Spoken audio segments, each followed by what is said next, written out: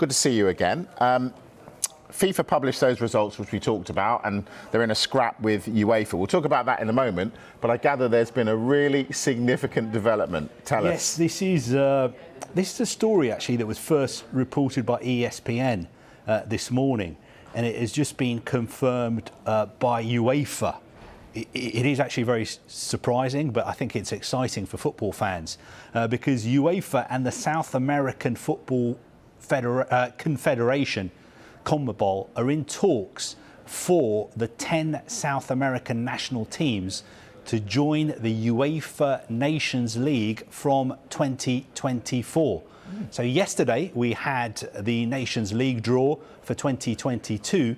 If these talks progress well and the two confederations come to an agreement, in the draw for 2024, England could be playing Brazil. England could be playing Argentina.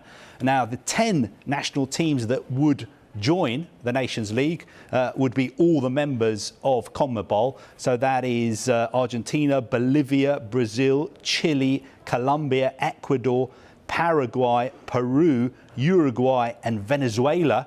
I don't know how it is going to work.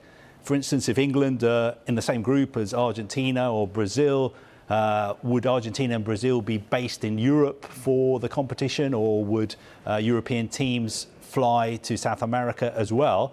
But it is quite an exciting development. Some people will be excited by it. Some others, more traditionalists, will not think it's a great idea. But UEFA have confirmed, and they've told us, UEFA is working on a number of projects with CONMEBOL, including a joint Nations League, but nothing is finalised and no decisions have been made yet. Well, I'm one of those who's excited, but why would they be doing this? You know what is interesting is because the Nations League has been so successful. I know it's quite a complicated concept to get your heads round, but in actual fact, the groups and the games that it throws up are quite exciting because the two sides are evenly matched. So, for instance, in the draw yesterday, we saw England in the same group as Italy, the same group as Germany, and also Hungary, the same group as Hungary. So that is what's exciting about it, and it's been very successful.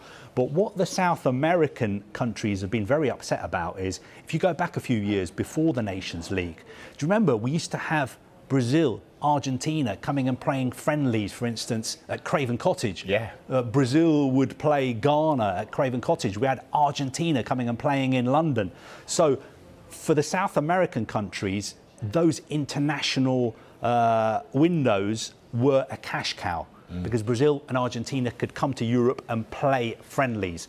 But because of the Nations League, those dates have been taken up by Nations League games, which means that countries like Brazil and Argentina have not been able to make money from playing these lucrative friendlies in Europe.